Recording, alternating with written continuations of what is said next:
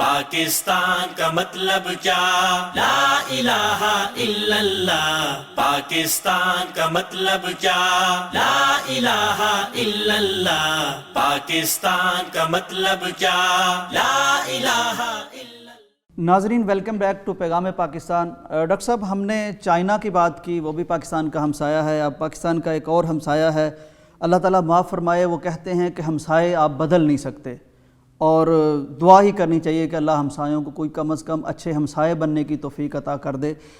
میں بات کر رہا ہوں جی انڈیا کی جنوبی ریاست کرناٹکا کی، جہاں پہلے بھی مسلمانوں کے لیے یہ ریاست کوئی اچھی ریاست نہیں ہے. نام انہوں نے اپنا سیکولرزم کا ضرور لیا ہے، جھنڈا اس کا علم ضرور اٹھایا ہے، اور سب سے بڑی جمہوریت ہونے کا دعویٰ بھی یہ بہت کرتے ہیں، لیکن اقلیتوں پر اور بالخصوص مسلمانوں پر جو ظلم کے پہاڑ توڑے جاتے ہیں. کشمیر تو خیر اب کشمیر ہی ہے، لیکن ریاست کے اندر کرناٹکا میں یا پورے ملک کی دیگر ریاستوں میں جو مسلمان اقلیتوں پر ظلم ہو رہا ہے وہ بھی بڑھتا ہی جا رہا ہے. وہ مودتوا جسے اب لوگ کہنے لگ گئے ہیں.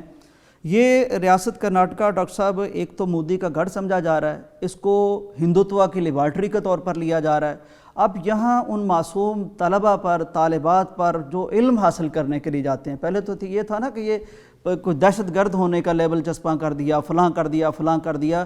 اب ان کو اپنے لباس میں، جو ان کا ایک لباس ہے، وہ پہن کے بھی کلاس میں جانا ممکن نہیں رہا. یہ کچھ دیر سے یہ خبریں چل رہی ہیں کہ کلاس سے انہیں باہر نکال دیا گیا ہے. وہ بیچاری علم حاصل کرنے کے لیے بچیاں جاتی ہیں مسلمان، اپنا برقع اوڑھتی ہیں، نقاب حجاب کرتی ہیں، جو ظاہر ان کے دین کا حصہ ہے، تو ان کو کلاس میں انٹر نہیں ہونے دیا گیا. وہ بہرحال ان کی ہمت پہ بھی آفرین ہے کہ وہ باہر بیٹھ کے اپنا لیسن سبق گین کرنے کی کوشش کرتی رہیں، لیکن یہ کمپین بڑھتی گئی، ایک کالج سے دوسرے کالج، تیسرے کالج. اب ایک تازہ ویڈیو بھی یقیناً آپ نے دیکھی ہوگی کہ ایک میں اس شیرنی پر، مسلمان شیرنی پر حیران ہوں، جو اکیلی ہے اور اس کے ارد گرد اتنے ہندو لڑکے ہیں اور وہ اس کو ہوٹنگ کر رہے ہیں اور وہ اللہ اکبر کا نعرہ لگا کے جا رہی ہے.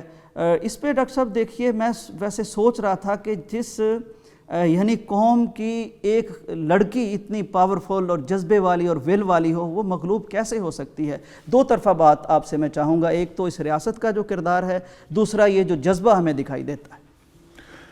دیکھیں، اس بات کے چار پہلو ہیں. سب سے پہلے تو میں بات کروں گا کہ جو آپ نے جہاں سے بات کا آغاز کیا تھا کہ ہمسایہ ہم تبدیل نہیں کر سکتے. دیکھیں، ہمسایہ ظاہر ہے جب تبدیل نہیں ہوتا تو نبی کریم صلی اللہ علیہ وسلم کا فرمان ہے کہ جہاں آپ نے فرمایا اربع من السعادہ اور پھر اربع من الشقاوہ، ایک میں آپ نے فرمایا کہ چار چیزیں جو ہیں خوش قسمتی اور خوش بختی کی علامت. اس میں آپ نے فرمایا کہ الجار الصالح، جو نیک ہمسایہ ہے، اچھا ہمسایہ، یہ تو ایک بہت بڑی خوش بختی کی علامت ہے. اور ظاہر ہے چونکہ انسان ہمسایہ تبدیل نہیں کر سکتا، اور خاص طور پہ ملکوں کی سطح پر ملک تو تبدیل نہیں ہو سکتے، تو دوسری بات نبی کریم صلی اللہ علیہ وسلم اس کے اپوزٹ فرمائی کہ جو برا ہمسایہ ہے، الجار السوء، وہ بدبختی کی علامت ہے. تو یہ بدبختی تو ہمیں یہ ہمسایہ جو مل گیا اس طرح کا، اور وہ جو پاکستان کا وجود ہی برداشت نہیں کرتا، اور ان کا خیال یہ تھا یہ چھوٹا سا ملک ہے، یہ تو ویسے ہی ختم ہو جائے گا. تو ایک تو یہ ہمسایہ ہمیں ملا ہے، اللہ تعالیٰ اس ہمسائے کو ہدایت دے، اور وہ کسی بھی صورت پاکستان کے وجود کو برداشت نہیں کرتا، پاکستان کی خوشی اس کو کبھی بھی راس نہیں آتی. اور قرآن نے جو دوستی اور دشمنی کا اصول دیا، ان تمسسکم حسنۃ تسؤہم، تو اس پہ عین یہ پورا اترتا ہے یہ ہمسایہ. یعنی ہماری کوئی اچھائی جو ہے وہ اس کو سوال ہی پیدا نہیں ہوتا کہ اس کو تکلیف نہ پہنچائے.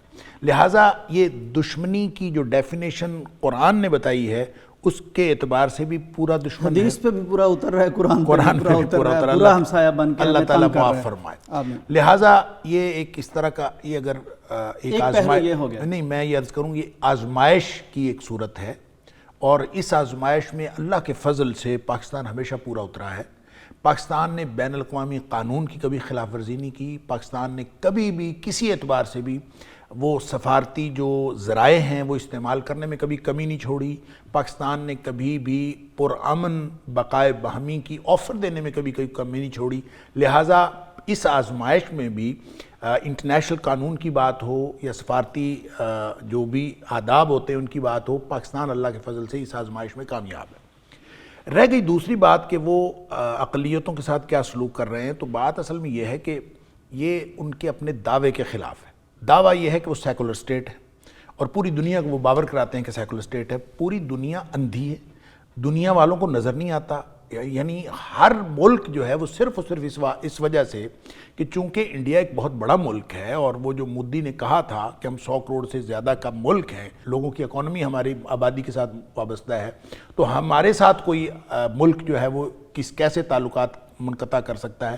تو اسی ضام میں مبتلا ہو کر وہ پوری دنیا میں وہ للکار بھی رہا ہے، اور پاکستان کو بھی للکار رہا ہے، اور پھر ود ان دا کنٹری اپنے ملک کے اندر وہ اقلیتوں کے اوپر ظلم بھی کر رہے ہیں۔ ڈاکٹر صاحب حیرت کی بات نہیں کہ جس تعداد پر وہ دنیا کو کہتا ہے کہ سب سے بڑا کنزیومر مارکیٹ ہے، انہی پر ستم توڑ رہا ہے، انہی پر وہ ظلم کر رہا ہے، اور پھر اس میں صرف مسلمانوں پر نہیں، ساری اقلیتوں پر وہ انہوں نے عیسائیوں کو بھی زبردستی ہندو بنانے کی کوشش کی ہے، اور ان کے ساتھ بھی ان کا اسی طرح کا سلوک ہے۔ اور جو آپ نے کہا مودتوا، یعنی ہندوتوا کے بعد اب تو یہ مودتوا کا ایک نظریہ، تو بات ٹھیک ہے کہ وہ تو بالکل سیکولر اسٹیٹ نہیں ہے، وہ تو ہندو اور بلکہ ہندوتوا کے نظریے پر کاربند ہیں، اور اب مودی نے بالکل ایک نئی سوچ ڈیولپ کی ہے، اور پورے نوجوانوں کے اندر جو تشدد کی اور ہر طرح کی یعنی ہر طرح کی حدود پامال کر جانے کی جو ایک نئی روش اس نے خود اختیار کی تھی، کیونکہ یہ سب سے بڑا بچر تو یہی ہے۔ گجرات میں اس نے کیا کیا تھا، تو اب یہ پورے ملک میں وہی کام کرنا چاہ رہا ہے، اور اس کے لیے اس کو جو بیٹری یا یوں کہہ لیجئے کہ جو اس کو اثر میسر ہے، اس کا جو اس کا اصل مرکز وہ کرناٹکا ہی ہے، اور وہیں سے یہ سارا کچھ کر رہا ہے۔ تو اب جو اس طرح کی معاشرتی طور پر ہماری مسلمان بہنوں کے ساتھ جس طرح کے جو سلوک ہو رہے ہیں، یہ اس کے حوالے سے میں یہ سمجھتا ہوں کہ مسلمانوں کو، سارے مسلمانوں کو بھی نوٹس لینا چاہیے، پوری دنیا کے تمام جو بڑی بڑی طاقتیں ہیں ان کو بھی نوٹس لینا چاہیے، اور بین الاقوامی قانون کے مطابق اس کے اندر اپنا اثر و رسوخ استعمال کرنا چاہیے۔ اس لیے کہ اب یہ ویڈیو میں نے جس کا ذکر آپ نے کیا میں نے بھی دیکھی ہے، تو مسلمان بچیوں کے اوپر اگر اس طرح کا ظلم ہوتے ہوئے 58 اسلامی ملک خاموش رہیں گے، اور یہ رابطہ عالم اسلامی کی یہ جو اس طرح کی کانفرنسز ہوتی رہیں گی، اس کا کیا فائدہ ہے؟ تو یہ تو پھر کسی محمد بن قاسم کو اٹھنا پڑے گا، اور پھر ایک یعنی اگرچہ اس وقت کوئی ایسے حالات نہیں ہیں کہ کوئی فیکشن، کوئی گروپ جو ہے وہ اٹھ کے اپنے جہاد کا آغاز کر دے اور جہاد کا اعلان کر دے، جس کے نتیجے میں فساد ہی فساد ہوگا۔ تو لیکن ڈاکٹر صاحب حالات ڈائریکشن طے کرتے ہیں نا، وقت کرتا ہے پرورش برسوں۔ وہی میں عرض کرتا ہوں کہ یہ اسلامی ریاستوں کے سربراہوں کو اس کے بارے میں عملی سٹیپ لینا پڑے گا، عملی قدم اٹھانا پڑے گا۔ اگر وہ عملی قدم نہیں اٹھائیں گے تو پھر ظاہر سی بات ہے کہ جذبات تو پھر ابلتے ہیں، اور جذبات اپنا رستہ خود بنا لیتے ہیں، اور جذبات جب رستہ خود بنائیں گے تو پھر ہو سکتا ہے کہ یہ اسلامی ملکوں سے بھی یہ بات نہ سنبھلے، اور پھر پوری دنیا جو ہے وہ بھی اس کے لیے بعد میں پچھتائے کہ ہم نے یہ کیا کیا۔ اس وقت میرا خیال ہے کہ پوری دنیا کو اس میں اپنا اثر و رسوخ استعمال کرنا چاہیے، اور مسلمان خواتین کو خصوصی طور پر جو حالات درپیش ہیں اس کے لیے کوئی نہ کوئی عملی اقدام کرنا چاہیے، تاکہ آئندہ انڈیا جو ہے وہ اس طرح کی حرکتوں سے باز رہے۔